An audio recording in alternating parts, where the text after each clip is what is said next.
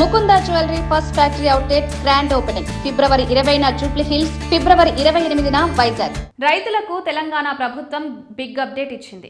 ఎంతో కాలంగా వేచి చూస్తున్న రైతు భరోసా నిధులపైన నిర్ణయం తీసుకుంది. ఎట్టకేలకు ముహూర్తం ఖరారు చేసింది. అదే సమయంలో గత సీజన్లో నిధులు విడుదల చేసిన వారందరికీ తిరిగి ఈసారి ఖాతాల్లో జమ చేయాలని తాజాగా నిర్ణయం తీసుకుంది. సంక్రాంతి సమయంలోనే నిధులు విడుదల చేస్తారని రైతులు వేచి చూశారు.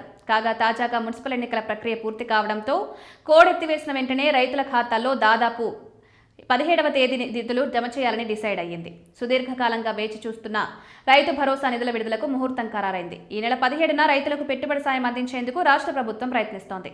యాసంగి సీజన్కు సంబంధించి పెండింగ్లో ఉన్న ఈ నిధులను ఒకేసారి విడుదల రైతుల ఖాతాలో జమ చేసేందుకు కసరత్తు వేగవంతం చేసినట్లు అధికార వర్గాల ద్వారా తెలిసింది. రైతులకు సాగు పెట్టుబడికి ఇబ్బంది కలగకుండా ఉండేందుకు వారి ఖాతాల్లో నగదు జమ చేయాలని ముఖ్యమంత్రి రేవంత్ రెడ్డి ఇప్పటికే అధికారులకు దిశానిర్దేశం చేశారు. మున్సిపల్ ఎన్నికల కోడ్, ఇతర సాంకేతిక కారణాల వల్ల ఆలస్యమైన ఈ ప్రక్రియను ఇప్పుడు వేగవంతం చేశారు. విత్తనాలు, ఎరువుల కొనుగోలుకు డబ్బు అవసరమైన తరుణంలో ప్రభుత్వం రైతు భరోసా విడుదల చేస్తే తమకు ఎంతో ఊరట కలుగుతుందని రైతులు భావిస్తున్నారు. కాగా రాష్ట్రంలో ఖరీఫ్ సీజన్లో 69,39,548 మంది రైతులకు ఎకరానికి 6,000 చొప్పున 8,744.13 కోట్లు రైతు భరోసా కింద ఇచ్చారు. దాదాపు 1,45,73,000 ఎకరాలకు నిధులు అందించారు.